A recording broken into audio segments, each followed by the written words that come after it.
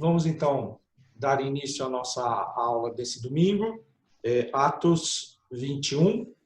Eu vou colocar o mapa na tela para a gente facilitar. E aí a Paula vai ler primeiro o versículo 1. Ok, pode começar? Pode. Depois de nos apartarmos, fizemos a vela e, correndo em direitura, chegamos a Cós. No dia seguinte, a Rhodes e dali a Pátara. Versículo 2, Diogo. Achando um navio que ia para a Fenícia, embarcamos nele, seguindo viagem. Eles estavam em Mileto, passaram aqui por Cós, passaram por Rhodes, que é essa ilha grande, e chegaram em Pátara, nesse porto aqui. Daqui eles pegaram um navio que ia direto para Fenícia, que é essa região aqui, ó, Tiro, Ptolemada. Esse trecho de viagem aqui, ó, 600 quilômetros, alguns falam até em 650 quilômetros. É um trecho bastante longo e era uma viagem mais rápida, né, do que qualquer outra viagem aqui vindo por terra. Tá bem? Vamos lá para o versículo 3. Quando Chipre já estava à vista, deixando à esquerda, navegamos para a Síria e chegamos a Tiro, pois o navio deveria ser descarregado ali. Legal. Pelo mapa fica fácil da gente entender o texto, porque vindo nessa direção reta até Tiro, a ilha de Chipre realmente ficava à esquerda do navio, né? E Tiro era a principal cidade, era a capital fenícia. Só que aqui no versículo 3, ele fala que eles estavam... No versículo 2 ele fala ia para a Fenícia, e no versículo 3 eles pegaram o navio para a Síria. Na verdade, a Fenícia pertence à Síria, né? Não foi uma mudança de curso da viagem. Tá bem? Eles estavam indo realmente continuavam indo para a Fenícia, embora no versículo 3 ele diz que pegaram o navio para a Síria e chegaram a Tiro. Versículo 4. Encontrando os discípulos, permanecemos lá durante 7 dias. E eles, movidos pelo Espírito, recomendaram a Paulo que não fosse a Jerusalém. Então, olha só, Tiro não era um local onde Paulo já estivesse, né? Ele não tinha começado nenhuma evangelização em Tiro, mas ele fala que havia discípulos ali, encontrando os discípulos. Abra a sua Bíblia em Atos 11, 19. Diz assim, ó: Então, os que foram dispersos por causa da tribulação que sobreveio a Estevão se espalharam até a Fenícia, Chipre e Antioquia, não anunciando a ninguém a palavra, senão somente aos judeus. Alguns deles, porém, que eram de Chipre e de Cirene, e que foram até Antioquia, falavam também aos gregos, anunciando-lhes o evangelho do Senhor Jesus. Então, nessa dispersão que aconteceu ali com a morte de Estevão, chegaram discípulos lá na região fenícia, né? E é por isso que, mesmo sem que Paulo ou outros estivessem ali, já havia um grupo de discípulos naquela região. E chama a atenção que, embora Paulo estivesse com uma certa pressa de chegar em Jerusalém, ele tinha essa intenção de chegar o mais rápido, ele se demorou lá durante 7 dias, né? E vamos ver agora, os discípulos, eles também recomendavam a Paulo que ele não continuasse a viagem para Jerusalém. Então estava bem claro que essa viagem a Jerusalém custaria caro para o apóstolo Paulo. Veja o versículo 5, agora eu acho que é o Rodrigo. Isso. Passados aqueles dias, tendo-nos retirado, prosseguimos viagem, acompanhados por todos, cada um com sua mulher e filhos, até fora da cidade, ajoelhados na praia, orando. Aline, versículo 6. Despedindo-nos um dos outros, então, embarcamos e eles voltaram para casa. Tá, o que a gente destaca nesse versículo 5 e 6 é que, embora Paulo não ainda não estivesse visitado aquela região, o carinho com que eles foram recebidos. Eles ficaram ali praticamente 7 dias hospedados e eles conquistaram um carinho muito grande, a ponto das famílias completas, esposo, esposa, filhos, acompanharem a comitiva de Paulo até a praia para se despedir deles. E, novamente, orando ajoelhados, né, se despediram. Essa cena se repete, como aconteceu lá em Mileto, e denota assim, o quanto que Paulo realmente estava se despedindo. Ele tinha certeza que não iria voltar mais, né? E era sempre um momento muito triste nesses momentos de partida dele, né? Mas mostra o quanto que esses discípulos amavam e consideravam o apóstolo Paulo, né? E aí, depois, no versículo 6, eles se despediram, eles embarcaram no navio e voltaram para casa. Quanto a nós, concluindo a viagem de Tiro, chegamos a Ptolemaida, onde saudamos os irmãos, passando um dia com eles. Ok, então eles tinham desembarcado em Tiro, ficaram aqui pelo mapa 7 dias aqui em Tiro, fizeram mais uma viagem curta até Ptolemaida. Essa distância aqui é aproximadamente 60 a 70 quilômetros, 67 quilômetros mais ou menos. E é até curioso que eles tenham esperado 7 dias para andar mais um trechinho de 60 quilômetros, que eles poderiam fazer isso ou por terra, de uma forma muito mais rápida do que esperar 7 dias para embarcar de novo no navio e chegar até a cidade vizinha, né? Mas foi isso que aconteceu. E o que chama a atenção era isso, que Paulo estava com uma certa pressa e na verdade, já tem 8 dias aí que eles estão viajando, né? E aí, lá no versículo 8, Diogo. No dia seguinte, partimos e fomos para Cesareia. E entrando na casa de Filipe, o evangelista, que era um dos 7, ficamos com ele. Legal. Então, olha, mais um dia andaram praticamente outros 70 quilômetros, de Ptolemaida até Cesareia, né? E aqui em Cesareia morava Filipe, que era um dos evangelistas. Abra lá em Atos 6:3. Mas, irmãos, escolhei dentre vós 7 homens de boa reputação, cheios do espírito e de sabedoria, aos quais encarregaremos deste serviço. E quanto a nós, nos consagraremos na oração e ao ministério da palavra. O parecer agradou a toda a comunidade e elegeram Estevão, homem cheio de fé e do Espírito Santo, Filipe, que é o segundo citado, Prócoro, Nicanor, Timão, Pármenas e Nicolau, prosélito de Antioquia. Então, o Filipe, o Estevão foi apedrejado, né? E o Filipe é esse que é citado aqui no versículo 8 de Atos 21. Versículo 9. Tinha este 4 filhas donzelas que profetizavam. É um versículo que cita um pouco da casa de Filipe. Ele fala que tinha 4 filhas, elas eram donzelas, vocês não haviam se casado, e que profetizavam. O curioso é que, mesmo eles estando hospedados na casa de Filipe, não consta nenhuma profecia dessas moças a respeito daquilo que iria acontecer com Paulo, né? Lucas, de alguma forma, ressalta, né, destaca que elas eram profetisas, mas ela não fica registrado nenhuma profecia a respeito da viagem de Paulo. O que chama atenção agora para o versículo 10. Demorando-nos ali alguns dias, desceu da Judeia um profeta chamado Ágabo, né? Esse profeta Ágabo, ele foi citado lá em Atos 11, 27 e 28. Lá em Atos 11 foi quando ele previu que haveria um período de fome.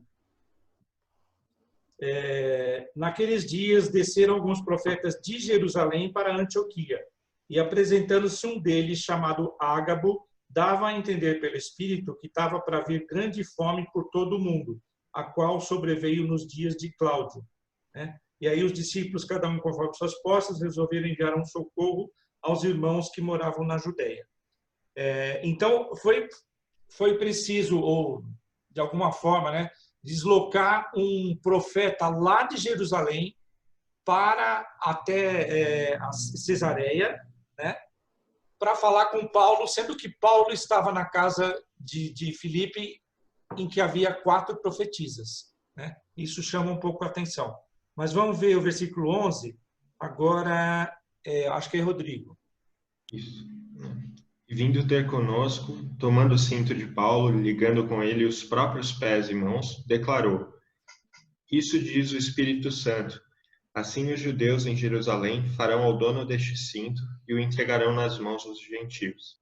Tá. O que a gente vai ver é que essa profecia, alguns comentaristas dizem que ela não se realizou totalmente, tá? Porque ele não foi amarrado pés e mãos, foi amarrado só mãos, né? Mas dá uma olhadinha em Atos 22, 25, é o próximo capítulo, quando o estavam amarrando com correias, disse Paulo ao centurião presente: ser-vos-á porventura lícito açoitar um cidadão romano sem estar condenado? Então, embora alguns comentaristas dizem que a profecia não se cumpriu integralmente, pelo versículo 25, quando diz que ele foi amarrado com correias para ser açoitado, possivelmente era amarrado pés e mãos, né? Esse açoite romano era bastante cruel. Na verdade, a palavra é flagelo, né? No latim, flagelos. Eram chicotes com pontas de metal ou pontas de osso, né? Então, quando eram chicoteados, os ferimentos eram bastante graves. Tanto é que esse tipo de flagelo era proibido de ser aplicado em cidadãos romanos. Foi por isso que Paulo depois vai apelar, né? Opa, sou cidadão romano, quando ele viu que o negócio ia partir para esse açoite, né? Então, essa profecia, pelo menos eu entendo que ela, sim, acabou sendo cumprida, apesar dos comentários de alguns que falam que não. Vamos lá, versículo 12. Quando ouvimos estas palavras, tanto nós como os daquele lugar, rogamos a Paulo que não subisse a Jerusalém. Tá. Quem é que estava avisando dos perigos que isso iria acontecer? Quem era? O Espírito Santo, né?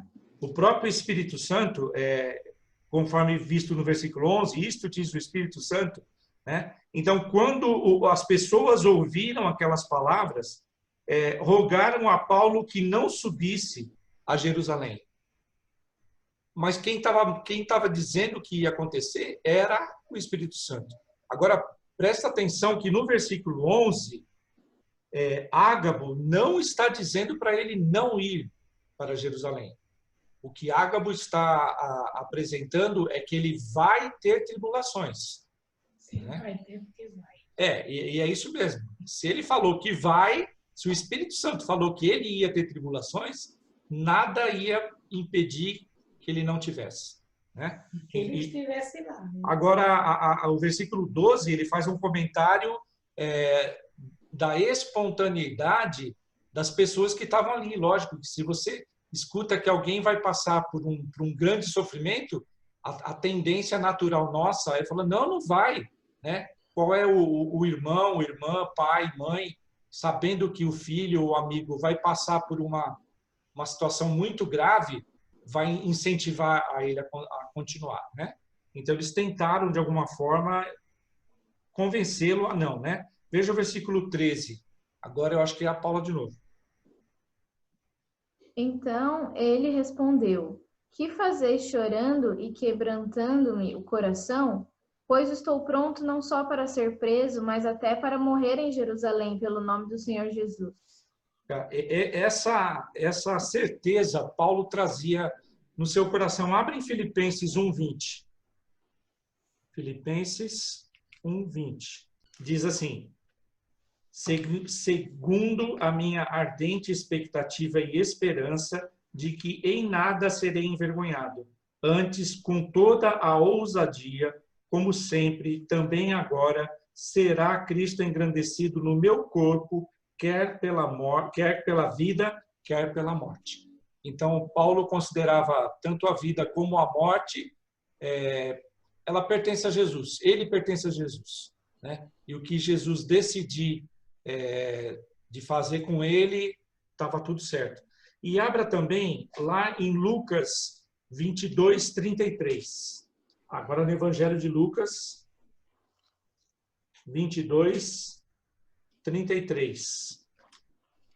Ele só faz o texto do autor Lucas, ele faz um paralelo entre a história de Pedro e a história de Paulo, né? E olha só o que Pedro diz lá no versículo 33 de Lucas 22. Ele, porém, respondeu: Senhor, estou pronto a ir contigo, tanto para a prisão como para a morte. A mesma expressão que Paulo usa lá na carta aos Filipenses.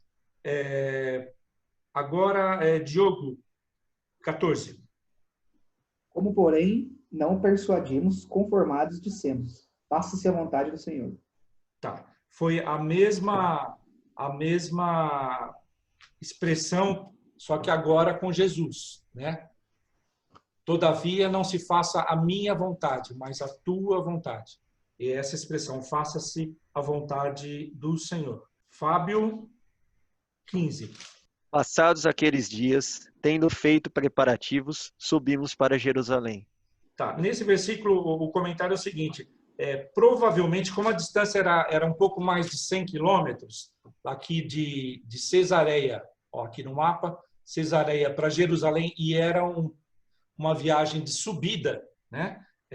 Jerusalém ficava na parte mais alta, eles fizeram essa viagem a cavalo. Então, esses preparativos, passados aqueles dias, tendo feito os preparativos, subimos para Jerusalém. É uma ideia que os comentaristas trazem lá do grego. Embora no grego esteja usando a palavra preparativo, mas dá a entender que era uma comitiva a cavalos. Também que era uma viagem mais longa, mais cansativa. E o versículo 16 agora é JP. E alguns dos discípulos também vieram de Cesareia conosco, trazendo consigo Mnason, natural de Chipre, velho discípulo com quem nos deveríamos hospedar. Tá, eu pronuncio Mnason. É um M mudo, né? Mnason. Vamos lá. Junto com essa comitiva lá da Cesareia, subiram também alguns discípulos. E esse Mnason era natural de Chipre, que era o local onde Barnabé também havia nascido. E ele é tratado como um velho discípulo, lá de Chipre. Abre lá em Atos 1,15. Atos 1,15, eles estão naquela assembleia para escolher um discípulo, um apóstolo, para substituir Judas Iscariotes, né? E aí ele fala assim: naqueles dias levantou-se Pedro no meio dos irmãos, ora, compunha-se a assembleia de umas 120 pessoas. Então, eles consideram, os comentaristas, de que provavelmente Mnason, que era de Chipre, já estava presente naquele grupo de 120 discípulos, né? Vamos agora, versículo 17. Tendo nós chegado a Jerusalém, os irmãos nos receberam com alegria. Tá. O que nós vamos prestar atenção nesse trecho aqui é que Paulo estava acompanhado de uma comitiva e eles tinham uma incumbência bastante significativa. Eles estavam trazendo ofertas lá da Macedônia e da Ásia para a igreja de Jerusalém. Só que nós vamos prestar atenção que o recebimento dessa oferta passa em branco. É como se eles não tivessem não tivessem valorizado a oferta que eles trouxeram, né? Abra sua Bíblia lá em Atos 24, 17. Mais tarde, numa outra conversa, né, ele está falando com o Félix, 24, 17. Depois de anos, Paulo comentando, né? Depois de anos, vim trazer esmolas à minha nação e também fazer oferendas. Os comentaristas, eles falam o seguinte, nesse trecho que nós vamos ver agora, Paulo, apesar de ter sido recebido com alegria ali na igreja de Jerusalém, provavelmente por judeus helenísticos ou os prosélitos, tá?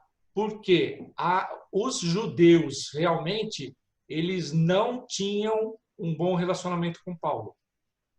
Nós vamos ver nesses próximos versículos que a situação vai ficar bastante conflitante, né? Mas o que dá a entender é que eles, como era uma doação vinda dos gentios, eles receberam o dinheiro sem dar muito valor, né? Embora o que dá para se entender era que era uma quantia razoável. Tanto é que havia representantes de cada uma das cidades, das igrejas que estavam enviando a oferta, eles estavam junto com Paulo, faziam parte da comitiva, né? Mas a gente não sabe se lá naquele versículo 24, 17, capítulo 24, 17, quando ele fala esmolas, né, dá uma impressão de desprezo, né, como se o dinheiro tivesse sido recebido com certo desprezo. Olha, eles vieram aqui trazer esmolas, né? Renato, Oi, pode falar. seguinte, essa expressão esmola pode soar para a gente como, sei lá, qualquer coisa. Mas o termo em hebraico é tzedaká. É obrigação do judeu, e Paulo sabia disso, doar 10% dos rendimentos anuais dele aos mais necessitados, judeus ou não judeus. É isso que ele está fazendo aqui. Só que ele foi desprezado porque ele traiu o movimento dos fariseus. E os fariseus acusaram ele de associação com gentios. Por isso que eles recusaram a oferta dele. Receberam meio de mau grado. Receberam, né? Mas receberam, mas daquele jeito. Não deram o devido valor, né? Uhum. A palavra esmola em português, ela é donativo, é oferta, é alguma coisa que você faz por caridade, né? Mas no português, principalmente, ela acaba recebendo um caráter meio pejorativo, né? Esmola Então, é alguma coisa que você dá para um pobre, que é aquele cara que está realmente numa situação muito, muito penosa, né? E aí você dá um valor baixo, que para ele já não tem nada mesmo, qualquer coisa que você der é melhor do que nada, né? Dá essa ideia. Então, só lembrar, Renato, que é o seguinte, a lei judaica não incentiva a caridade nesse sentido, porque se a pessoa ela tem condição de emprestar e a pessoa tem condição de devolver, então a lei incentiva você a emprestar querendo de volta, porque senão você cria um assistencialismo que é contrário aos padrões da lei judaica. Agora, nesse caso específico, eles estavam passando dificuldade. Aí, nesse caso, a lei judaica prevê isso aí. Tá, legal. Então, vamos lá agora, então, versículo 18. No dia seguinte, Paulo foi conosco encontrar-se com Tiago e todos os presbíteros se reuniram. Tá, só lembrando que esse Tiago é o meio-irmão de Jesus e ele era um co-líder da igreja de Jerusalém. Era Pedro e Tiago eram os líderes da igreja. Então, no dia seguinte, eles tiveram uma reunião com os presbíteros. E o que chama a atenção é que ele não fala dos outros apóstolos. Possivelmente, os outros apóstolos estavam em campo evangelizando, não estavam na cidade de Jerusalém. Ali estava somente Tiago e talvez Pedro, que nem é citado, né? Versículo 19, acho que volta para Paula. E tendo saudado, contou minuciosamente o que Deus fizera entre os gentios por seu ministério. Diogo, 20. Ouvindo, deram-lhe eles Deram eles glórias a Deus e lhe disseram: Bem vês, irmãos, quantas dezenas de milhares há entre os judeus que creram, e todos são zelosos da lei. Legal. Então, assim, como era de praxe, Paulo deu um relatório para a igreja de Jerusalém de tudo aquilo que havia acontecido nessa terceira viagem. E eles receberam com alegria o fato de que Deus havia manifestado novamente o seu poder e estendido a graça sobre os gentios. E eles não tinham outra situação a não ser dar glórias a Deus, porque foi Deus que manifestou e fez, né? Só que o Tiago, ele fala assim, olha, bem vês, irmãos, quantas dezenas de milhares, que é até uma expressão exagerada, dezenas de milhares, há entre os judeus que creram, e são todos zelosos da lei. Veja lá em Atos 15, 5. Insurgiram-se, entretanto, alguns da seita dos fariseus que haviam crido, dizendo, é necessário circuncidá-los e determinar-lhes que observem a lei de Moisés. Isso aqui nós estamos falando já naquele concílio de Jerusalém. Então, alguns fariseus que se converteram, eles eram convertidos ao cristianismo, eles achavam que ainda era necessário circuncidar e observar toda a lei de Moisés, né? E provavelmente é desse grupo que Tiago está falando. Olha, eles são convertidos, né? Bem ver, irmão, né? Quantas dezenas de milhares há entre os judeus que creram, ou seja, são cristãos, mas eles continuam observando a lei de Moisés. E aí, vamos lá para o versículo 21. E foram informados a teu respeito que ensinas todos os judeus entre os gentios a apostatarem de Moisés, dizendo-lhes que não devem circuncidar os filhos, nem andar segundo os costumes da lei. Tá. Agora, ele está falando assim, olha, o que corre, né, a fofoca, o que se comenta, né, é que você ensina aos judeus, entre os gentios, a apostatarem de Moisés, para não mais circuncidar os filhos, nem andar segundo os costumes da lei. Vamos abrir lá em Romanos 2, 25. Porque a circuncisão tem valor se praticares a lei. Se és, porém, transgressor da lei, a tua circuncisão já se tornou incircuncisão. Se, pois, a incircuncisão observa os preceitos da lei, não será ela, porventura, considerada como circuncisão? E se aquele que é incircunciso por natureza cumpre a lei, certamente ele te julgará a ti, que não obstante a letra e a circuncisão, és transgressor da lei.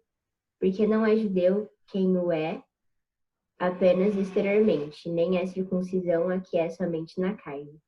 Porém, judeu é aquele que o é interiormente, e circuncisão a que é do coração, no espírito, não segundo a letra, e cujo louvor não procede dos homens, mas de Deus. Ok. Por esse texto, se esse texto chega aos ouvidos de um judeu, dá a entender que Paulo está ensinando que a circuncisão pode ser abolida, tá? Na verdade, Paulo ele tem consciência disso. Cristo cumpriu a lei, né? E ele está ensinando para gentios, essa carta foi escrita para gentios, né? Ele está ensinando que para Deus não importa mais se é circunciso ou incircunciso. O que importa é o coração, se ele está realmente convertido ao Senhor, né? Por isso que ele fala que, portanto, não é judeu apenas quem o é exteriormente, nem é circuncisão o que é na carne, porém judeu é aquele que o é interiormente. E a circuncisão, a que é do coração, no espírito, não segundo a letra, e cujo louvor não procede do homem, mas de Deus. E aí ele iguala gentios e judeus. Abra também sua Bíblia lá em Gálatas 5. Vamos lá em Gálatas, capítulo 5. Vamos ler até o 12. Para a liberdade foi que Cristo nos libertou. Permanecei, pois, firmes e não vos submetais de novo a jugo de escravidão. Eu, Paulo, vos digo que, se vos deixar de circuncidar, Cristo de nada vos aproveitará. De novo, testifico a todo homem que se deixa circuncidar, que está obrigado a guardar toda a lei. De Cristo vos desligastes vós, que procurais justificar-vos na lei. Da graça decaístes. Porque nós, pelo Espírito, aguardamos a esperança da justiça que provém da fé. Porque em Cristo Jesus, nem a circuncisão, nem a incircuncisão tem valor algum, mas a fé que atua pelo amor. Vós corrieis bem. Quem vos impediu de continuares a obedecer à verdade? Essa persuasão não vem daquele que vos chama. Um pouco de fermento leveda toda a massa. Confio de vós no Senhor, que não alimentareis nenhum outro sentimento, mas aquele que vos perturba, seja ele quem for, sofrerá a condenação. Eu, porém, irmãos, se ainda prego a circuncisão, por que continuo sendo perseguido? Logo está desfeito o escândalo da cruz. Tomara até se mutilassem os que vos incitam à rebeldia. Então, novamente, uma carta escrita para gentios, e está escrevendo para os Gálatas, né, região da Galácia, que alguns judaizantes estavam voltando lá e eles são tratados como lobos vorazes, né, que estavam tentando deturpar o evangelho que Paulo havia pregado. E o que Paulo estava falando é que, de acordo, inclusive, com o Concílio de Jerusalém, os gentios não eram obrigados a se circuncidar. Isso já estava previsto lá no Concílio de Jerusalém, que a gente viu lá em Atos 15. Né? Então, o que ele está falando é que, como gentios, eles não deveriam mais se submeter à circuncisão. E aqueles que porventura, estavam considerando a circuncisão como algo primordial ou imprescindível, ele teria que cumprir toda a lei. Já que ele estava considerando que a circuncisão era algo extremamente necessário, então ele estava desprezando tudo o que Cristo tinha feito. E ele seria obrigado a cumprir toda a lei. É nesse sentido que ele fala em caíste da graça, lá no versículo 4. Né? A gente sabe que quem se converte está convertido, Deus não volta atrás. Né? E ele fala em decair da graça. Na verdade, é essa expressão que ele tá usando nesse sentido. Eles já estavam convencidos da salvação em Cristo, de que Cristo havia cumprido toda a lei, e eles estavam querendo retroceder para a lei de Moisés. Tá bem? Vamos ler também Romanos 10, 4. Porque o fim da lei é Cristo, para a justiça de todo aquele que crê. Olha só. Porque o fim da lei é Cristo, para a justiça de todo aquele que crê. Ou seja, Cristo cumpriu a lei, não precisava mais voltar à lei de Moisés. Tá? O fim da lei de Moisés é Cristo. E também Atos 18, 18. Mas Paulo, havendo permanecido ali muitos dias, por fim, despedindo-se dos irmãos, navegou para a Síria, levando em sua companhia Priscila e Áquila, depois de ter raspado a cabeça em Cencreia, porque tomara voto. Ou seja, Paulo, ele continuava fiel às tradições judaicas. Ele até fez voto e rapou a cabeça. Né? Ou seja, Paulo, ele era judeu. E ele não desprezava toda a tradição judaica. Só que ele tinha uma compreensão espiritual muito grande. Ele não tinha dificuldade nenhuma de falar, olha, se não circuncidar mais, não tem problema, desde que você reconheça que Jesus Cristo é o Senhor. Né? E lá em Romanos, eu acho que 14 e 15, ele vai falar, é isso mesmo, ó, a tolerância para com os fracos na fé. Então, aí ele vai falar entre gentios e judeus, que o gentio podia comer carne, mas tinha judeu que não comia, os judeus recém-convertidos, e que se isso era um escândalo para eles, não comessem. Né? Se um come legumes, o outro come carne, aquele que só come legumes não critique quem come carne. E quem come carne não critique quem come legumes. Né? Porque se comemos é para Deus que comemos, se morremos é para Deus que morremos. Né? Então, nesse sentido, ele está falando que essas diferenças entre conceitos que eram judaicos e para os gentios já era uma coisa já relevada, né? Já não tinha tanta significância, ele considera isso. Então, em momento algum, Paulo estava mandando os judeus abdicar de toda a tradição deles. Não estava. Tanto é que o Concílio de Jerusalém deixou isso bem claro. Os judeus continuam nas suas tradições, mas para os gentios eles só não podiam comer carne sufocada, carne consagrada aos deuses, relações sexuais ilícitas, e algumas coisas que ele vai voltar a falar aqui, tá bem? Então, é um debate que gira na nossa cabeça quando Tiago fala assim, olha, os judeus, você prega aí por fora que não deve mais circuncidar, que não deve mais obedecer à lei de Moisés, e se alguém lê ou vem ou um gentio chega lá das regiões e comenta isso, realmente faz sentido o que Tiago está falando, né? Dá a impressão realmente que Paulo estava pregando isso. E, na verdade, no fundo, não era nesse sentido, né? E agora, veja o versículo 22. Acho que é Fábio agora. Que se há de fazer, pois, certamente saberão da tua chegada. Tá, e ele falou, olha, o que eu vou fazer? Eles vão saber, eles não estão sabendo ainda, mas vão saber. Por isso que eles consideram que quem estava ali na igreja eram judeus helenísticos, e não os judeus ortodoxos ou os judeus fariseus convertidos. Tá? Porque ele está usando no verbo no futuro. Certamente saberão da tua chegada. Fábio, pode ler o 23. Faze, portanto, o que te vamos dizer. Estão entre nós 4 homens que voluntariamente aceitaram voto. Quem pode ler o 24? JP.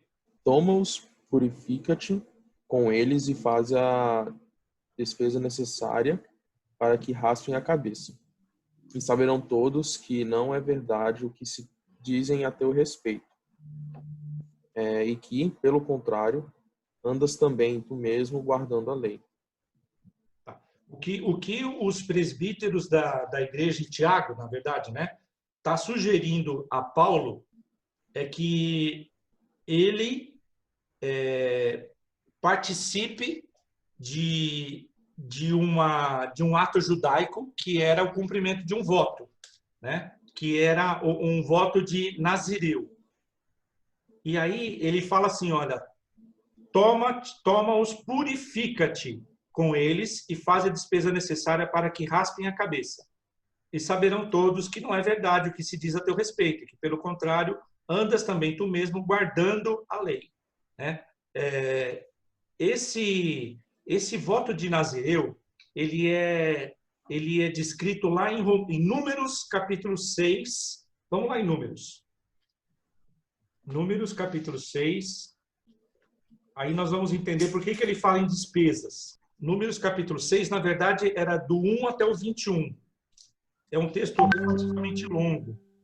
Então, mas eu vou falar o seguinte, eu vou dar uma resumida nele aqui. Nazireu era um voto que você não poderia cortar os cabelos durante um período mínimo de 30 dias, né? Nesse período, você não poderia consumir nada que fosse produto da videira. Nem vinho, nem vinagre, nem passas de uva, nem uva natura, nem qualquer coisa fabricada a partir da uva, tá? Nada da videira. Nenhuma bebida que contivesse vinho ou derivado deles, tá? Não podia. E quando vencesse e olha só, no versículo 6, número 6:6, todos os dias da sua congregação para o Senhor não se aproximará de um cadáver, tá? Nem por pai, nem por mãe, ou por irmão ou irmã. Mesmo se um desses morressem, você não podia chegar perto, porque ele fala lá no final do versículo, porquanto nazireado do seu Deus está sobre a sua cabeça. Por todos os dias do seu nazireado, santo será ao Senhor. Se por acaso, aí ele continua lá no versículo 9, se de repente, sem querer, alguém morre do teu lado, né? Você se contaminou. E aí, todo o período que você já estava cumprindo do nazireado era perdido. E aí você tinha que fazer uma oferta, tinha que fazer uma purificação e começar tudo de novo, né? Bom, aí o que acontece? Lá no versículo 13, ele vai e fala assim, bom, finalmente, quando você cumprir o teu voto de nazireu, vai ser essa lei. Essa é a lei do nazireu. No dia em que se cumprirem os dias do teu nazireado, será trazido à porta da tenda da congregação. Ele apresentará a sua oferta ao Senhor. Olha só qual é a oferta. Um cordeiro de 1 ano, sem defeito, para o holocausto. Uma cordeira de 1 ano, sem defeito, para a oferta pelo pecado. Um carneiro, sem defeito, para a oferta pacífica. 1 cesto de pães asmos, bolo de farinha com azeite, amassados, e obreias asmas untadas com azeite, como também, fora isso, a sua oferta de manjares e as suas libações. Libações eram ofertas líquidas. Você derramava um hin de vinho ou uma medida de vinho também como oferta. Então, libações são ofertas líquidas. Tá? Então, tudo isso daqui para cada um dos participantes do voto de Nazireu. Então, ele tinha 4 animais aqui, um cordeiro, uma cordeira, um carneiro, 3, né? Um cordeiro, uma cordeira, um carneiro e pães asmos, bolos e mais as bebidas. E isso realmente era caro. Por isso que lá no versículo 24 de Atos, ele diz assim, toma-os, purifica-te para eles e faze a despesa necessária. Essa despesa necessária para os 4, e mais o Paulo, seriam 5, né? Era um negócio dispendioso, era caro, né? E aí o cabelo que era rapado, ele era queimado como oferta sobre o altar, né? Veja lá o versículo 18 de Números, 6:18. O nazireu, à porta da tenda da congregação, rapará a cabeleira do seu nazireado e tomá-la e porá sobre o fogo que está debaixo do sacrifício pacífico. Então, o cabelo dele era oferecido em oferta ao Senhor, era queimado em oferta ao Senhor, né? E... Perdão. Oi? Não, pode terminar, eu tenho uma pergunta. Pode falar. Mas, assim, quem escolhia fazer esse voto, quem se propunha a fazer esse voto, era só para perdão de pecados, o objetivo? Era um voto de santificação, na verdade. Consagração. Lembra que Sansão, ele foi, antes dele nascer, ele foi consagrado como nazireu, né? E qual um dos pecados que ele teve? Ele matou um leão e depois ele foi lá e comeu o mel que se desenvolveu dentro da carcaça do leãozinho. Ele não poderia ter se aproximado de um cadáver, muito menos comer o mel que tinha formado lá dentro, né? Então ali ele quebrou o nazireado dele e dali para frente foi só descambando, né? Ele foi se perdendo, mas era um voto de santificação, tá? Esse é um voto de nazireu. E os judeus levam bastante a sério todos os votos, porque o próprio Senhor diz, não é obrigado a fazer voto, mas se você fizer, cumpra, porque o Senhor vai cobrar, né? Então, o que o Tiago estava falando para ele, olha, tem 4 homens aí que eles fizeram um voto de nazireu, você podia se juntar a eles, né? E isso vai transparecer para as pessoas de que você realmente é fiel à tradição judaica, né? Vamos lá para o versículo 25. Renato, Oi. só uma observação. O Tratado de Eruvim, no capítulo 72, ele diz que o nazir, né, o consagrado, separado, não pode ser preso. Isso talvez seja a razão pelo qual ele fez um voto pelo nazirato. E 4 homens, de acordo com o Tratado de Sanhedrin, são 4 testemunhas que provam que essa pessoa ela tinha um caráter. Então, talvez, foi por essa razão que ele fez o voto de nazirato. Aqui no texto, quem alerta para ele que existiam 4 homens é a própria igreja de Jerusalém. Veja lá o versículo 23. Faze, portanto, o que vamos dizer. Estão entre nós 4 homens que voluntariamente aceitaram o voto. Né? Então, assim, não foi a pedido de Paulo, foi sugerido pela igreja de Jerusalém. Uhum. Talvez como uma maneira preventiva dele, não ser morto, talvez. Olha, vamos tentar descaracterizar a tua má fama de não cumpridor da lei judaica. Né? Então, sugeriram que ele embarcasse nesse voto aí, que seria até custaria caro para o bolso dele, mas pelo menos dispersaria as ideias contrárias a Paulo. Mas vamos lá, versículo 25. Pode ler, Paula, e depois Diogo. Quanto aos gentios que creram, já lhe transmitimos decisões para que se abstenham das coisas sacrificadas a ídolos, do sangue, da carne de animais sufocados e das relações sexuais ilícitas. Então, isso era o que houve de consenso lá no Concílio de Jerusalém, né? Que vimos em Atos 15, capítulo 15. Versículo 26, Diogo. Então Paulo, tomando aqueles homens, no dia seguinte, tendo se purificado com eles, entrou no templo, acertando os cumprimentos dos dias da purificação, até que se fizesse oferta em favor de cada um deles. Tá. Era considerado todo aquele que viajava por regiões gentias, quando ele chegava em Jerusalém, ele precisava se purificar. E essa purificação era um ato feito com aspersão de água. E ao 3º dia ele era aspergido com água e ao 7º dia também era aspergido com água para se purificar antes de entrar no templo. E como Paulo tinha a intenção de circular no templo, era necessário que ele passasse por essa purificação. E aí o que se considera no versículo 26 é que ele estava, no versículo 26, ele estava nesse 3º dia da purificação. Ele foi lá no templo já falar com os sacerdotes de que ao 7º dia ele voltaria para apresentar as ofertas, que eram os animais e toda aquele completaria o ritual, né? No versículo 27, que agora é JP. Quando já estavam por findar os 7 dias, os judeus vindo da Ásia, tendo visto Paulo no templo, alvoroçaram todo o povo e o agarraram. Tá. Olha só, quem é que conturbou o pessoal? Foram os judeus fariseus? Dá uma olhada no texto aí.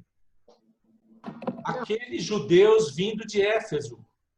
Lembra que em Éfeso teve a confusão lá com ourives, com os que faziam os nichos de Diana, e teve uma confusão lascada lá e ele quase foi preso, né? Ele teve que sair fugido lá de Éfeso, né? Inclusive, quando ele estava em Mileto, ele não voltou a Éfeso, né? Talvez já nesse sentido que eles estavam bastante alvoroçados com ele, mas como estavam na época da festa de Pentecostes, esses judeus estavam vindo para Jerusalém. Quando chegam lá, dão de cara com o Paulo. E aí a confusão começa. Quem perturbou, quem atiçou a turba, né, que é os bagunceiros, não foram os judeus, os fariseus convertidos, nem os fariseus ortodoxos. Foram os judeus que vieram lá de Éfeso, lá da Ásia. Tá bem? E aí, lá, 28, Rodrigo. Gritando, israelitas, socorro! Esse é o homem que por toda parte ensina todos a serem contra o povo, contra a lei e contra este lugar. Ainda mais, introduziu até gregos no templo e profanou esse recinto sagrado. Veja o versículo 29. Tinha visto Trófimo, o Efésio, em sua companhia na cidade e julgavam que Paulo introduzira no templo. Tá. Então, olha só. Esses que chegaram de Éfeso encontraram Paulo no templo. Mas eles já tinham visto Trófimo, que era lá de Efésios também, era da mesma cidade deles, que estava na companhia. E fizeram uma suposição de que ele teria entrado com Trófimo no templo. E isso era gravíssimo, tá? Porque um gentio não poderia entrar nas dependências do templo. Ele tem o pátio dos gentios, e eu vou compartilhar com vocês aqui a planta do templo. Espera só um pouquinho aqui. Tá vendo aqui? É o pátio dos não-judeus, ou seja, gentios, tá?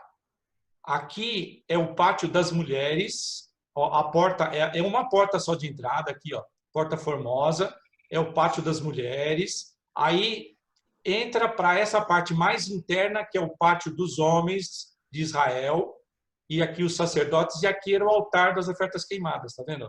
O altar, e aqui era o santo lugar, e aqui dentro o santíssimo, né? Então, e tá vendo aqui, tem um muro de aviso em toda a volta aqui, ó, do prédio, escrito em duas línguas, tanto em grego como em latim, que eles não poderiam, nenhum estrangeiro poderia passar desse muro para dentro. E se ele fosse pego aqui dentro, ele seria responsável pela própria morte dele. Então, a pena de morte. Não tinha outra saída. Se algum estrangeiro adentrasse além dessa cerca aqui, desse muro, ele seria condenado à morte, né? E os judeus, esses judeus que vieram da Ásia, estavam acusando que Paulo teria entrado com Trófimo aqui dentro do pátio reservado aos homens de Israel. E isso seria uma profanação. E aí era pena de morte. E era por isso que eles estavam querendo incitar, e a confusão foi grande, né? Vamos ver isso aqui? Veja o versículo 30. Agora... Agitou-se toda a cidade, e havendo concorrência do povo, e agarrando Paulo, arrastaram-no para fora do templo, e imediatamente foram fechadas as portas. Tá, ó. O que eles falam que fecharam as portas não foi essas portas externas, foram essas portas do templo, para que não houvesse confusão aqui dentro, né? Quer brigar, briga aí fora, né? É nesse pátio aqui dos gentios, tá bom? 31, Rodrigo. Procurando eles matá-lo, chegou ao conhecimento do comandante da força que toda Jerusalém estava amotinada. Nesse versículo é um pouco exagerado que toda a Jerusalém estava amotinada, né? Na verdade, a confusão estava aqui, ó, dentro do pátio dos gentios, tá? Vamos lá. Então, 32, agora é a Aline. Então, este, levando logo os soldados e centuriões, correu para o meio do povo. Ao verem chegar o comandante e os soldados, cessaram de espancar Paulo. Legal. Olha só. Tá vendo aqui a Fortaleza Antônia? Esse aqui é um posto militar que ele tinha acesso por dois lances de escada, você entrava nessa Fortaleza Antônia. Nessa fortaleza havia uma coorte romana.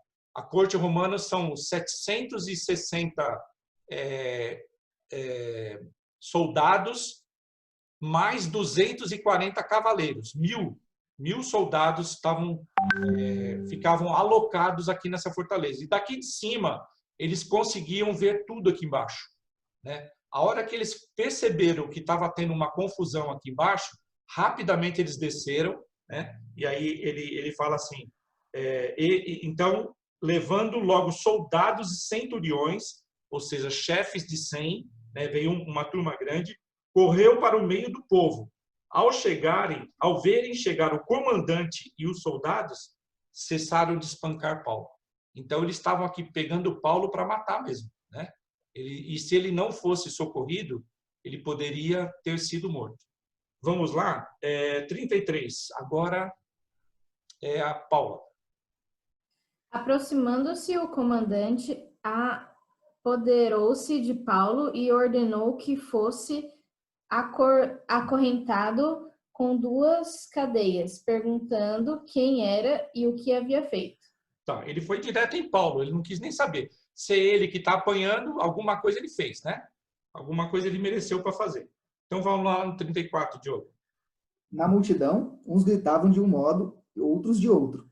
Não podendo ele, porém, saber a verdade por causa do tumulto, ordenou que Paulo fosse recolhido à fortaleza. Tá.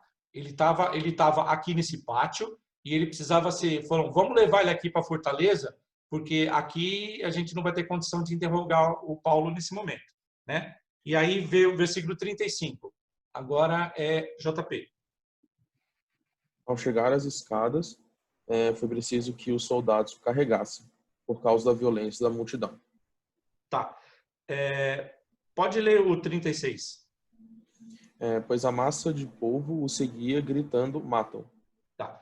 É um paralelo que Lucas faz com a crucificação de Jesus, né? É a mesma expressão, matam, né? Crucificam, né? É nesse sentido que ele está fazendo. Todo esse povo amotinado queria que Paulo fosse morto. O que os comentaristas, alguns falam, é que ele precisou ser carregado para ser protegido da multidão, ou porque ele estava bastante machucado e ele já estava, de certa forma, debilitado. Contraria um pouco, porque agora ele vai querer fazer um discurso, né? E aí eles falam, poxa, se alguém está tão moído, né, a ponto de precisar ser carregado, ele não teria forças para fazer um discurso, né? Então ficou nessa situação. 37, Fábio. E quando Paulo ia sendo recolhido à fortaleza, disse ao comandante: é-me permitido dizer-te alguma coisa? Respondeu ele: sabes grego? Bom, só a única coisa que os comentaristas realçam é o seguinte: esse comandante, ele era o comandante de 1000, era o chefão aqui da Fortaleza Antônia. E eles não tinham uma total compreensão do hebraico, né, ou aramaico, como era a língua popular, né? Então, e quando Paulo conversa com ele em grego, chama a atenção dele, porque o grego era um mais elitizado, eram as pessoas de mais elite, ou, né, o que vai despertar na curiosidade dele, era uma língua também falada no Egito. Por isso que o comandante pega esse gancho e pergunta para ele o versículo 38. Não és tu, porventura, o egípcio, que a tempo sublevou e conduziu ao deserto 4.000 sicários? Tá. Então ele fala, bom, já que você fala grego, será que você não é o tal do egípcio que fez um levante lá em Jerusalém e juntou 4.000 sicários? Sicários foi o nome dado para eles porque eles usavam uma sica, que é uma adaga pequena. É como se fosse uma faquinha. E eles iam para matar mesmo, né? E eles cercaram Jerusalém e eles queriam tirar Jerusalém da mão dos romanos. Acontece que Félix matou 400 desses soldados sicários e o próprio egípcio, que era vamos dizer, o líder daquele grupo, ele fugiu, desapareceu, né? E por isso que ele estava sendo procurado pela polícia romana, e aí ele falou, será que eu estou aqui, achei quem era o tal do egípcio que havia feito confusão? E aí Paulo vai se explicar, né? 39, acho que é JP. Respondeu-lhe Paulo: eu sou judeu, natural de Tarso, cidade não insignificante da Sicília, e rogo-te que me permitas falar ao povo. Então, ele já deixou bem claro assim, olha, peraí, eu não sou egípcio, eu sou judeu e sou natural de Tarso. Tarso era uma, e ele fala assim, cidade não insignificante, ou seja, uma cidade significativa, né? Da Cilícia. E aí, essa cidade de Tarso, ela era uma cidade emancipada. Lembra que Tessalônica também tinha governo próprio, que eles podiam se reunir na praça, como Atenas, também era uma cidade independente, eles podiam fazer as suas eleições. Tarso também tinha essa emancipação, é uma cidade reconhecida dentro do Império Romano, é uma cidade respeitada dentro do Império Romano. E ele falou assim, olha, eu sou de Tarso, né? Ou seja, é uma cidade respeitada dentro do Império Romano. E aí ele pergunta, pede licença para falar ao povo. Versículo 40. Obtida a permissão, Paulo, em pé na escada, fez com a mão sinal ao povo. Fez grande silêncio e ele falou em língua hebraica, dizendo... Ok, não percam o próximo capítulo, né? Paulo voltou para o povo, ele conseguiu a licença, né, para falar ao povo e começa a falar em hebraico. Quando ele começa a falar em hebraico, ele está sinalizando para o povo que realmente ele é judeu, né? Aqueles que o atacavam, sendo alguém que havia deixado todos os costumes e tradições judaicas, agora estava falando com eles na língua nativa deles, né, em hebraico. E isso causou um impacto, um silêncio muito grande nesse pátio aqui onde eles estavam reunidos. Ok? Eu queria só compartilhar aqui esse modelo. O Fábio achou esse modelo aqui do templo. Lembra que o pátio das mulheres é a parte interna, né? Então, a parte interna, aí tem essa porta que alguns comentaristas citam como a porta Nicanor. Aqui ficava o pátio dos homens e aqui o altar de queimar as ofertas. Aqui dentro ficava o santo lugar e aqui no fundo era o Santíssimo, né? Então, aqui só entrava, o Santíssimo Lugar só entrava uma vez por ano, né? E aqui dentro só sacerdotes, só o sumo sacerdote aqui entrava, né? Então, o que Paulo teria sido acusado é de ter entrado nesse recinto aqui, ó. Os homens entravam, passavam pelo pátio das mulheres e se dirigiam para essa parte mais interna. As mulheres judias ficavam aqui. E os gentios ficavam aqui fora. É outra parte. Não poderiam entrar nessa parte aqui dentro. Tá bem? Então, e só aproveitando já esse slide, olha só, esse aqui é o primeiro templo que Salomão construiu. Olha o tamanho. Comparado com o templo que Herodes construiu. Isso aqui, olha um campo de futebol, né? O templo de Herodes era quase 4 vezes maior do que o templo que Salomão tinha feito, né? Esse aqui era um templo suntuoso, bastante relevante para a época dele. Mas Herodes fez esse chamado templo de Herodes, foi tudo, e é o que restou, quer dizer, restou não, né? Ele foi destruído. No lugar dele, hoje tem uma mesquita, lá em Jerusalém. Tá bom, gente? Eu agradeço a atenção. E se alguém quiser algum comentário, fica à vontade.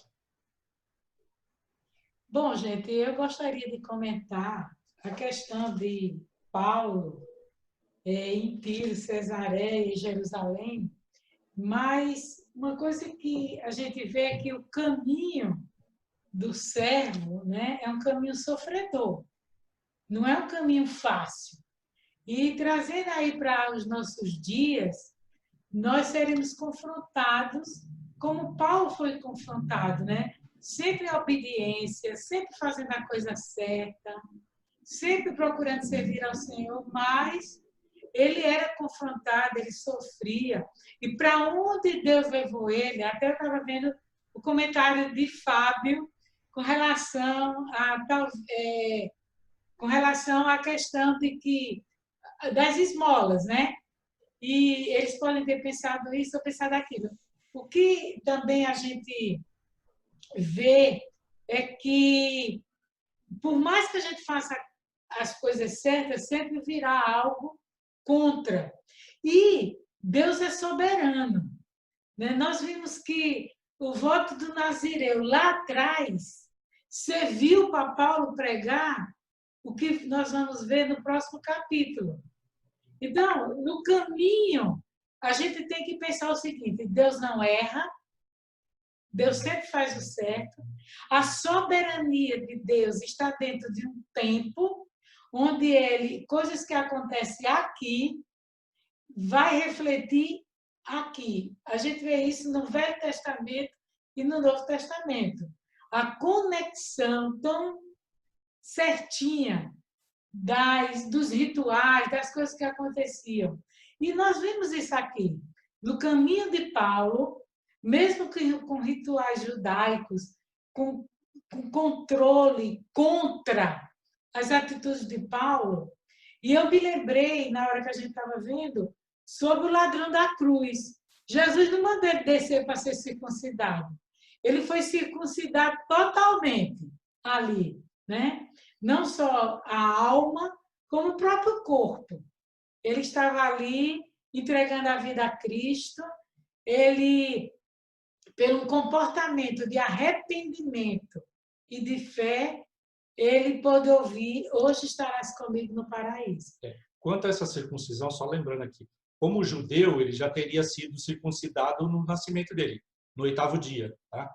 Então, a circuncisão dos 2 ladrões da cruz já teria ocorrido lá na infância deles, né? De acordo com a cultura judaica. Então, a gente percebe que o que é importante.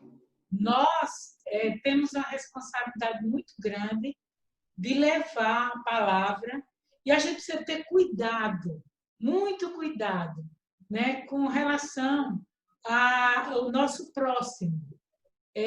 Pessoas que a gente, às vezes, pessoas que a gente tem compartilhado o evangelho, ou pessoas que a gente tem ensinado, e às vezes, no momento, ela não é tão receptiva. Isso não significa que não vai ser mais tarde. Então, a gente precisa ter muito cuidado. Nós precisamos andar de acordo com o que já alcançamos, né? Nós precisamos... o que eu acho muito interessante é quando, no relacionamento de Paulo, ele não separa ninguém, né? Estava ali judeus e gregos e tal, mas ele consegue, de uma certa forma, trazer para junto, até os inimigos, para ouvir a palavra de Deus. Então, isso aqui me deixou bem assim, pensando naquilo que, como igreja, né, a gente precisa fazer. Coisas simples, como o drive-thru, né, que a gente tem participado, de ir lá, levar as ofertas, levar os alimentos, acolher os irmãos, muitos irmãos com seus defeitos, com suas dificuldades, ainda caminhando na fé, né? Os nossos amigos ou conhecidos ou colegas que ainda não conhecem a Cristo. Então, a gente precisa exercer a paciência, né? E pedir a Deus a sabedoria. Eu gosto muito daquele texto quando Salomão ele pede a Deus sabedoria e Deus dá a ele muito mais. Então, eu creio que ore essa semana por sabedoria. Ore essa semana pedindo a Deus sabedoria para agregar, para ser uma mão que traz para cá, não uma mão que leva para lá, né? Porque até aqueles soldados centuriões, eles tiveram o privilégio de escutar sobre Jesus. E essa é a nossa função, né? Então, no caminho não é fácil. Nós vimos aqui no capítulo 21, um caminho difícil para mim e para você. Mas é um caminho onde a gente precisa obedecer e executar a obra do Senhor e ser obediente. Saber baixar a cabeça na hora de baixar a cabeça e levantar a cabeça na hora de levantar. E para isso a gente precisa do discernimento, que a gente vê tão claro aqui em Paulo. Ele, em todo tempo, ele estava sendo assim, sábio. Na hora de ir para o voto, vamos. Na hora de pedir para falar, ele pediu para falar. Então, é isso que a gente precisa exercer, né? Que Deus tenha misericórdia de mim e de você nesse tempo. É gostoso ver vocês. Que Deus abençoe. Amém.